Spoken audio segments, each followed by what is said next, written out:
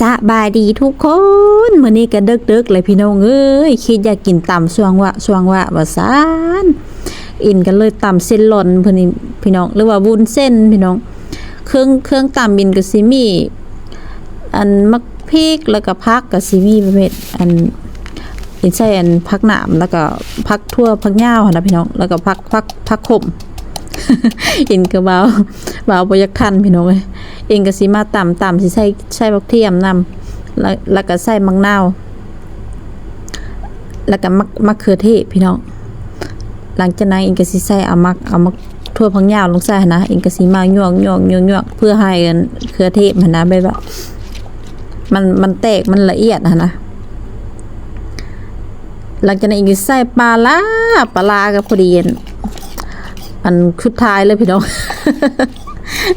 พอดีเบิดเลยหลังจากนั้นก็สิมาหยวก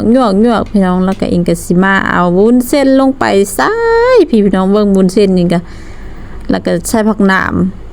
แล้วก็ต่อมาก็สิใส่เอาผักทุกอย่างแหละพี่น้องที่เฮาเกี่ยมไว้อันนี้ก็คืออินโลไว้เรียบร้อยพี่น้องเด้ออินโลอินเกี่ยมไว้แล้วผักอันขมอินก็สิยาวๆได้นึงอินบ่ได้ตัดเป็นอันโทนน้อยๆหั่นนะ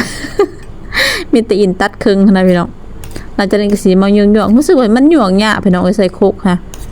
ไม่ว่าโคกมันน้อยหั่นนะปิ้นไปปิ้นมาอยู่ มันนี่ก็เลยมีความคิดว่าอินสิมาเทใส่จานสิมาข้นๆเอาสิหั่นนะเพื่อมันสิได้ข้นง่ายหั่นนะเพราะว่าเฮาหยวกในโคกน่ะยะๆโคกก็ปิ้นไปปิ้นมา โคกอินโคกน้อยหั่นนะพี่น้องมันจะนั้นก็สิมาเท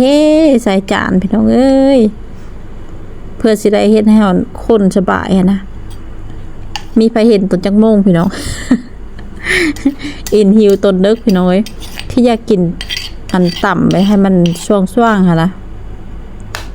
หลังจากนั้นอินเทใส่จานเลยก็สิว่าข้นพี่น้องคุเลให้ทุกอย่างมันเข้ากันเบิ่งผักขมอีกไงพี่น้องเอ้ยอินน่ะมักกินให้ได้ผักขมนะเฮาโลจำแจ่วก็แซ่บได้อินก็สิมาหยวกจนมันเข้ากันอำลำพุ่นแหละพี่น้องเอ้ยมาเด้อมากินน้ำอินแซ่บๆอินเด้อท้ายคลิปอินขอบใจหลายเด้อที่มารับชมให้กำลังใจอินเป็นจังไดพี่น้องแล้ว